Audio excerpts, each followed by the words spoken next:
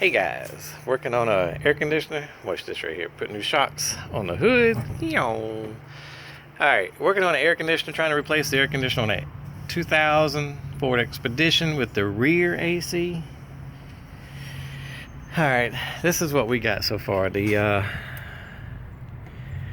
get to everything on some of these, alright, so this is the high pressure side coming off of the compressor. Now below here, also the high pressure side, we were trying to find the orifice tube, and some models it's up here near the radiator or the condenser, but we found the orifice tube to be up here around the dryer.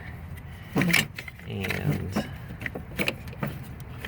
here's the other end, but it goes up. I don't know if I can show it real quick here. This is where the orifice tube goes into, right here. Now, so this is a dryer. Where we at with it, we had to take, I went ahead and took all of the electronics off right here to get it out the way so I can get to the dryer. I also had to take the battery and the battery tray out the way to be able to get to the orifice tube. That way everything can kind of be out of your way. Kind of junky, kind of flopping around, but when we need to, I put a little bungee cord. Got my girlfriend Laura to pull on it so it can get all this out the way for me to get to the orifice tube. It's not a bad deal once you get all this stuff out of your way.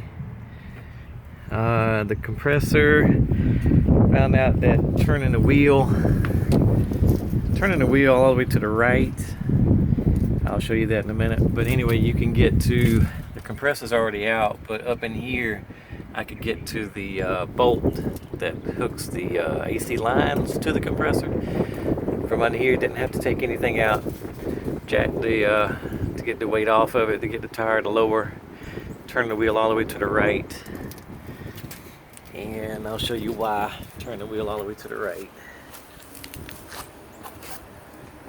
So when you turn the wheel, up in here is where the compressor is, but if you see these where the tie rod connects to the steering linkage, this will be straight, and it gives you another, by turning it all the way to the right, gives you another 2-inch clearance, and that compressor just comes straight out down from the bottom, no problem at all. Another thing we're doing, once we get, so we got the compressor out, we still got to get the dryer out. I do want to show you one thing. I don't know if I can get up in there, but on these quick disconnect lines, there's actually a dust cover. I didn't realize that, and I've lost one of my connectors. I had to go to town and get another quick disconnect connector. But way up in here, there's actually a little plastic shield. You have to pop it. You can't see it. It's on the other side, and I kept pushing until finally it popped out and popped my quick disconnect tool out. But there's a dust cover. Can't show it to you good in here, but there's a dust cover on this, behind this quick disconnect. Once you get that out the way, you should be able to get the tool in there to disconnect it, and that should come right on out. So that's where I'm at today. I gave myself about 3 or 4 days to do this.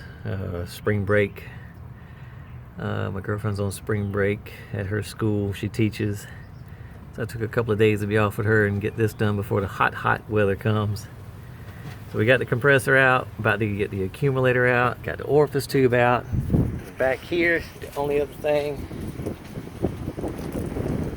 this is March and it's real windy, so excuse the wind, but the expansion valve in the rear, in the kits for this to replace the compressor, the dryer, the orifice tube, and then you got the expansion valve in the back. That's my next project there, to get everything off. Really not a bad situation. The little door panel comes off here in the back. Here's your expansion valve. 4 lines to do that, and everything should be off. I'll post another video with everything back together to kind of show where everything and what I did, but so far so good. Not a bad job on it. We should be able to get the rest of this off today, back on, pull a vacuum, maybe even get some Freon in it today. Talk to you guys later.